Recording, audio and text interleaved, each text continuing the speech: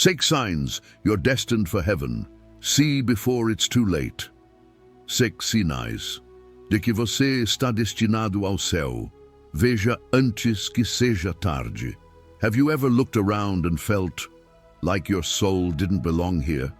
Like no matter how much you chase, peace, meaning, control, something still feels out of reach? That's not failure. That's not weakness. That's a signal. It's your spirit reminding you you were made for more than this world.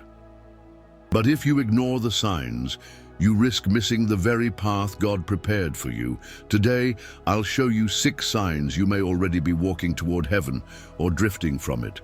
Let this message stir you, wake you, align you, and comment below with this truth. I was not made to settle. I was made to shine for eternity. Write it as your declaration. Let heaven hear it. Let your soul remember it. The weight of eternity, why it matters now. Most people walk through life as if eternity is a far-off idea, a divine cloud they'll download after death. But eternity doesn't start when you stop breathing. It starts when you start choosing. Every decision you make, every habit you form, every word you speak, it echoes beyond time. You're not waiting for eternity, you're living in it. The spiritual weight of your choices today might be heavier than you think. Eternity isn't a prize at the end of life. It's a path you shape in every step, often without realizing it. God isn't counting your minutes, He's watching your direction.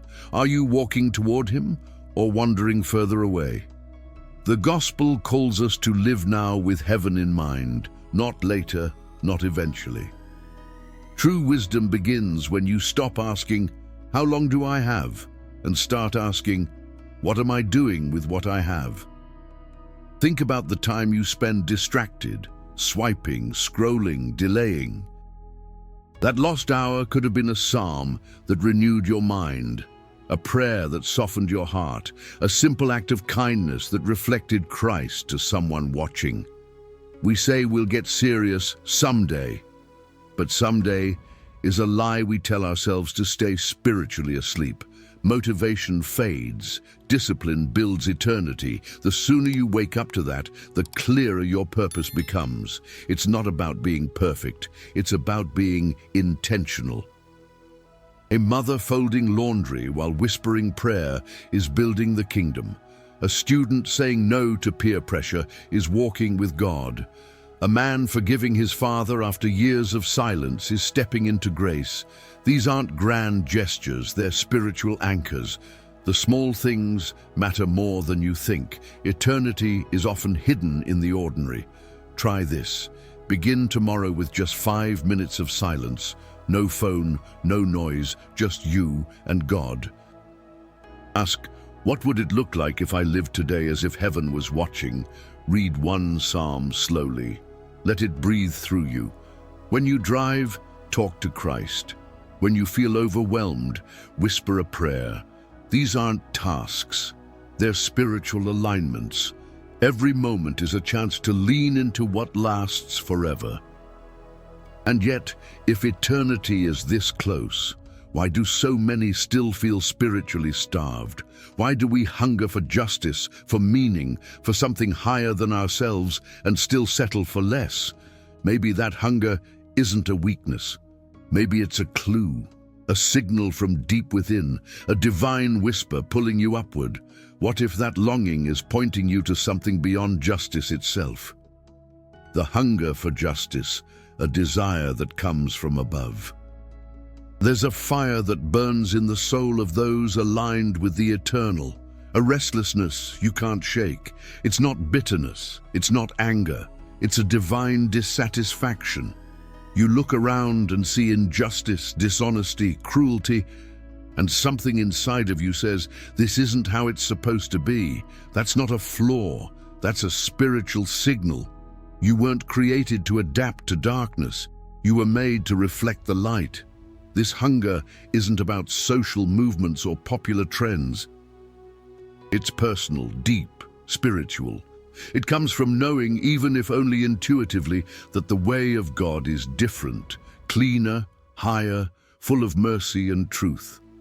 Wisdom whispers to the heart that won't settle. It's not just about fixing the world. It's about being transformed first. And when that shift happens, truly happens, your entire approach to life begins to change. You become an agent of alignment. Christ wasn't passive. He didn't tolerate injustice for the sake of comfort. He confronted it. In the temple, in the desert, on the cross. The gospel is filled with moments where God's justice breaks into human chaos with grace and authority. So if you've felt that holy unrest, that urge to speak up, to act, to defend, to heal, that's not just motivation. That's God inviting you to step in, step up, step forward. And yet, it starts with self-examination. It's easy to rage against the brokenness out there, harder to confront the corruption in here. Are you honest when no one's looking? Do your prayers reflect your private behavior? Do you seek justice for others with the same passion you demand it for yourself? The spiritually mature understand. Transformation doesn't begin with shouting. It begins with surrender, with prayer, with humility, and with the courage to be changed before trying to change anything else. Start small. That's where real inspiration lives. Speak the truth even when it's inconvenient. Give when it costs you something. Show up for people who can't repay you. When you hear gossip, stop it. When you see wrong, name it. When you feel afraid to act, act anyway. These moments are opportunities, not for performance, but for integrity, for spiritual realignment, for demonstrating that the gospel isn't just a message, it's a mirror. Zabi, what if your ache for justice is actually divine DNA at work? What if the thing that irritates you most is also the thing you were born to heal? This is bigger than ethics. It's about alignment with God's original design. But that alignment, that righteous fire, doesn't burn alone. It moves, it flows, it reveals something deeper, something softer, a truth that doesn't just confront, but also comforts. Mercy as a mirror, when you act as God would act. Mercy isn't just an emotion. It's a posture, a frequency, a divine alignment with the heart of God. And if you're walking the path toward heaven, you won't just talk about mercy, you'll live it. You'll look at the broken, the bitter, the betrayer, and you'll still see worth, still see light, because you're not seeing with your eyes anymore. You're seeing with something deeper, something spiritual, something Christ-centered. Think of it like this. God extended mercy to you, not when you were perfect, but when you were a mess. That wasn't a performance. That was love. And love always makes the first move. So when you choose to forgive someone who doesn't deserve it, you're not being weak, you're being spiritually strong. That's not passive, that's powerful. It takes boldness to extend grace. It takes a gospel-rooted heart to do it consistently. Mercy doesn't always feel good. It's not always convenient. But it is always transformational. Letting go of offense isn't about excusing the wrong. It's about refusing to be defined by it. Refusing to let pain become your identity. The wise don't cling to bitterness. They break the cycle. Through prayer, through humility, through a level of spiritual awareness that transcends ego. And this kind of mercy, it's magnetic. It reveals the kingdom. You can test this in your own life. Next time someone speaks to you with anger, respond with calm. Not because you're weak, but because you're anchored. If someone wrongs you, don't race to retaliation.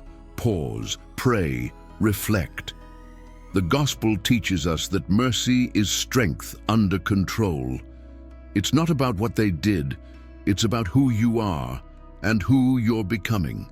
A person of God, a reflection of Christ, a vessel of healing. Think of the cross. The ultimate act of mercy wasn't loud, it wasn't flashy. It was quiet, costly, undeserved, and completely transformational. That's the blueprint. That's the path. Every time you act with mercy, you align with that moment. You participate in something eternal, something heaven sees, something heaven records.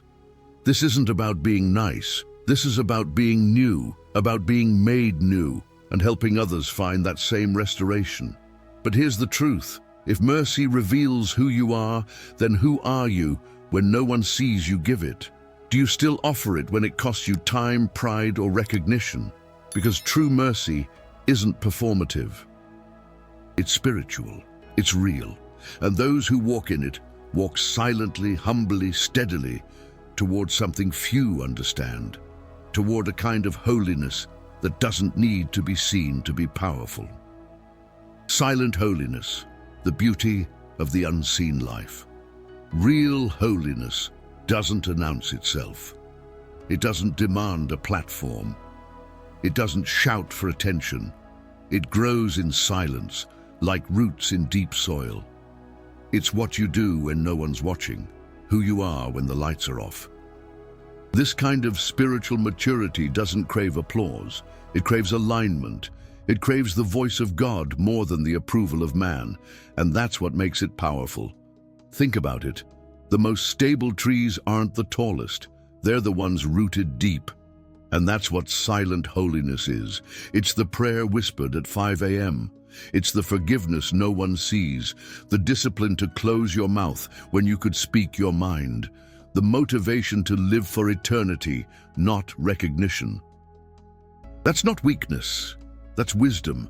That's spiritual integrity in motion. If you want to live a life that inspires without trying to impress, lean into the quiet. Turn the noise down. Let your actions do the talking. Don't chase the pulpit. Honor the process. Don't perform for the crowd. Commune with Christ. Jesus didn't seek fame. He withdrew to pray. He taught in parables. He loved in silence. That's the model. That's the rhythm. That's where transformation begins. Apply this in your daily life. Begin with moments of stillness. Read a single psalm, not to finish but to feel. Fast without announcing it. Serve someone without posting it. Let your spiritual habits become invisible threads weaving you closer to God. The reward isn't recognition, it's revelation. And the more hidden the seed, the more powerful the harvest. That's how eternity works. And the beauty of it? Heaven notices what earth overlooks. God sees in secret. Every unseen act, every unspoken kindness, every prayer breathed in pain, it's recorded, stored, valued. You may never go viral for your faith, but you will be known in the kingdom. And being known there, that's everything. That's what builds a life with substance, not just style. That's what makes holiness magnetic. So the question is, when the spotlight fades, what remains? Are you building your life around appearance or around actual alignment? True holiness isn't dressed up. It's dressed down. It doesn't need a microphone. It needs a mirror. And that mirror, that's where the next shift begins. That's where love starts to do something radical, something illogical, something unexplainable. Unexplainable love for the unlovable. There's a kind of love that makes no logical sense. It doesn't check credentials, it doesn't keep score. It's the kind of love that sees someone at their worst and still calls them worthy. That's not weakness, that's divine. It's what Christ modeled on the cross, arms open wide, offering forgiveness before we even asked for it. That love doesn't just heal, it redefines reality, it rewrites stories. To love the lovable is easy. Anyone can do that. But to love the addict, the betrayer, the critic, that takes something more, something spiritual. Something rooted in the gospel itself. This love doesn't wait for people to qualify. It moves first, it believes first, and that's exactly how God loved you. He didn't wait for you to clean up. He stepped in while you were still broken, still bleeding, still lost. And now, if His Spirit lives in you and that same love becomes your calling, not just an idea, a practice, a posture. You stop looking at people based on what they did and start seeing them through who they could become. That's what wisdom does. That's what motivation built on eternity does. It lets go of "they don't deserve it" and asks instead, "Who would I be if God had said that about me?" So how do you live that out? You forgive without an apology. You serve someone who can't return the favor. You call your estranged sibling just to say you're praying for them. That's real spiritual maturity. That's the kind of inspiration that doesn't come from emotion. It comes from alignment with Christ, with the cross, with a love that never needed permission to show up. Love like this isn't safe, it's not predictable, but it's magnetic. It draws people in not because they understand it, but because they feel it. And in a world starving for meaning, love like this points straight to God, straight to grace, straight to the heart of the gospel. This is the love that raises the dead things in people, not just in theory, but in practice, in motion, in every conversation and every choice. So ask yourself, where is love hard for you? Who feels unworthy in your eyes? Because that's exactly where the next lesson is waiting. Not just about them, but about you, about how far your heart has traveled, or still needs to go. But to go that far, to love that deeply, you'll need more than kindness. You'll need connection. You'll need intimacy, the kind that can only come from God. Intimacy with God. More than religion, it's relationship. You weren't created for ritual. You were created for connection, for deep, living, soul-level intimacy with the God who formed you. This isn't about how often you go to church. It's about whether your heart recognizes His voice in the silence. Real intimacy with God doesn't need a microphone. It just needs honesty. Prayer isn't a performance. It's a conversation, a lifeline, a rhythm of grace flowing back and forth. Think of your closest relationships. They didn't grow from obligation. They grew from presence, time. Vulnerability. The same is true with God. It's not enough to recite spiritual words without spiritual awareness. You could memorize every psalm and still miss His voice. You could serve in ministry and still not know His heart. Intimacy begins when you stop treating God like a system and start treating Him like a person. That means carving space, real space, in your day to be with Him, not just fit Him in. Wake up early and sit still. Whisper your worries. Journal what you sense. Walk and talk with Him. Let the gospel be more than pages. Let it breathe through your life. That's where wisdom grows. That's where spiritual strength takes root. That's where the relationship moves from theory to reality. And here's the beautiful truth. He wants that closeness even more than you do. You don't have to earn it. You don't have to climb for it. Christ made the first move. He already tore the veil. But to walk in that intimacy, you've got to slow down long enough to notice Him. No agenda, no checklist, just presence. That's the invitation, that's the reward, that's where everything changes. Apply this. Schedule sacred silence in your day, 10 minutes, no music, no noise, just you and God. Open the Word, even just one verse, and linger there. Let your prayer be raw, not polished. Say what you really feel. That's the doorway to connection, and the more you walk through it, the more the atmosphere inside you shifts. Peace becomes normal. Clarity becomes common. God's nearness becomes tangible. So let me ask you, when was the last time you stopped everything just to be with Him? Not to ask for anything, not to get answers, just to sit in His presence and let Him remind you who you are.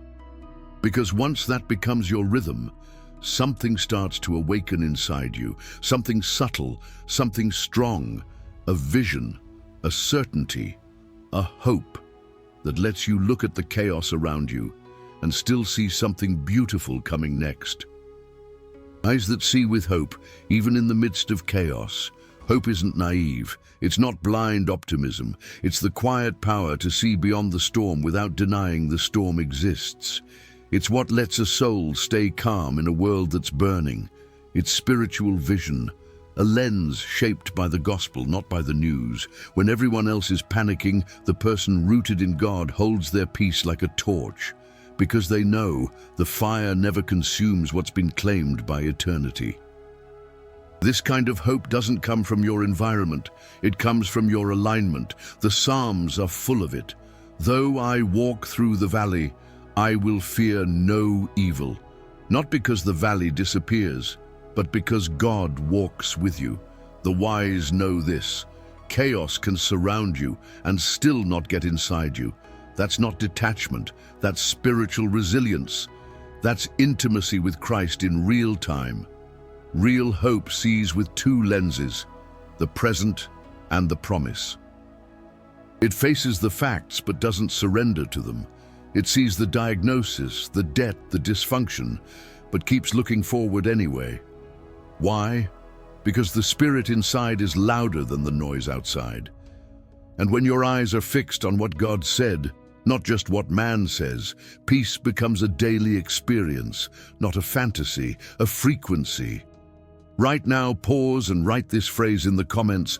Let it be your declaration for the week. My future is not shaped by fear, but by the faithfulness of God. Speak it, type it, own it. And if this word stirred something inside you, if it felt like water in a dry place, then show it. Leave a like not just to support this message, but as an act of agreement, like an amen in the digital space. And if this has helped you realign, refocus, and reconnect, don't leave quietly. Subscribe, not just to a channel, but to a deeper journey. We're building something here, not a following, a family. A place for motivation, prayer, wisdom, and gospel-centered life. This is your invitation to grow, to reflect, and to walk with clarity no matter how loud the world gets. Because you were never called to survive the storm, you were called to shine through it. But even with that hope, even with that deep-rooted resilience, there's a challenge, a call, a whisper that doesn't just inspire but compels. It says, "Now obey," even when it doesn't make sense. Because sometimes the next move isn't about understanding, it's about surrendering. Obedience without bargaining, when the yes comes before the answer. Obedience isn't submission through pressure, it's surrender through trust. It's not the product of understanding, it's the fruit of faith. You don't obey because everything makes sense. You obey because God makes sense. You don't wait for the blueprint before taking the step. You take the step because the voice told you to move. That's the kind of clarity most people never experience because they're still negotiating with heaven. But here's what the gospel shows us over and over again. God doesn't owe us an explanation. He offers us an invitation. Abraham left everything without knowing where he was going. Noah built without ever seeing rain. Peter cast his net again after a night of failure. That's what spiritual obedience looks like. Motivation without clarity, movement without full certainty. Not because you're reckless, but because you're rooted. When obedience is real, it doesn't hesitate. It doesn't stall out waiting for conditions to improve. It doesn't say, "I'll go if." It simply says, "I'll go." That's spiritual maturity. That's wisdom that doesn't show up in a quote on a wall, but in the quiet moments when God whispers something uncomfortable, and you still say yes. That's the kind of life heaven trusts. That's the kind of soul God partners with. You want to live in favor? Walk in alignment. Obedience unlocks spiritual doors that hustle never could. One act of alignment can do more than 10 years of ambition. It's not about working harder, it's about yielding deeper. Let go of the illusion of control. Realize that peace comes not when you understand everything, but when you trust the one who does. That's not cliché, that's truth in motion. How can you practice that today? Start with something small. That nudge to call someone and ask forgiveness, follow it. That pull to be generous when no one's watching, obey it. That inner sense that says it's time to cut the noise and pray, honor it. Those aren't random ideas, they're spiritual cues. Moments where heaven is asking, will you listen without needing proof? Obedience is faith with shoes on. But that's just the beginning. Because once you start saying yes to what doesn't make sense, you'll start encountering the kind of clarity that changes your internal world. And in that world, joy takes on a new meaning. Not hype up, but a steady joy, a kind of laughter that hell itself can't touch. Unexplainable joy, a laughter hell can't silence. Joy that's rooted in circumstances will vanish with a single phone call. But joy rooted in Christ, that's different. That kind of joy doesn't move when the wind blows. It stands when everything shakes. It sings through the storm. It survives diagnosis, betrayal, loss, because it was never built on what's seen. It was anchored in the invisible. The gospel doesn't promise ease, it promises presence, and in that presence, joy lives. Look at Paul, writing letters of encouragement from a prison cell. Look at David, dancing before the Lord while his dignity slipped away. Look at Christ, with full knowledge of the cross, still blessing children, still washing feet, still showing up. That's not denial.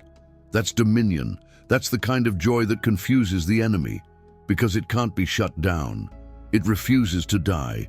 It resurrects again and again. This is what happens when your spirit is more alive than your surroundings. You lose a job, but you don't lose your identity. You get rejected, but you don't collapse. Because your inner climate is under a different command. It's set by spiritual truth, not emotional weather. This is joy as a discipline, not a feeling, but a function, a practice, a rhythm, and like any muscle, it strengthens as you use it. So how do you build that?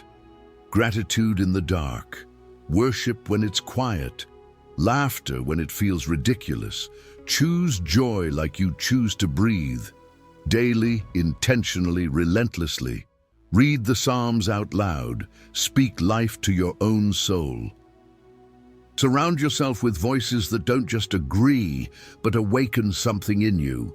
That's not positivity, that's spiritual positioning.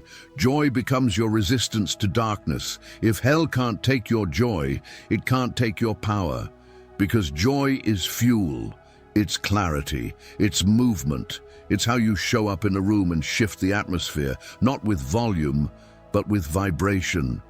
You carry something inside of you that can't be faked, can't be forced, can't be copied. It's the byproduct of a life deeply aligned with God, deeply engaged with eternity, deeply aware of who's really in control.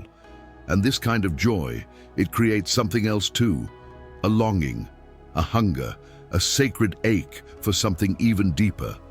Because when joy has no earthly explanation, the heart starts reaching for its true home. And in that reaching, the soul begins to remember where it belongs. The homesickness for heaven, longing for what you've never seen. There's a kind of longing that doesn't make sense on paper. It's not for a person or a place you've been, it's for something higher, deeper, eternal. It's homesickness for a place your soul remembers, even if your mind's never seen it.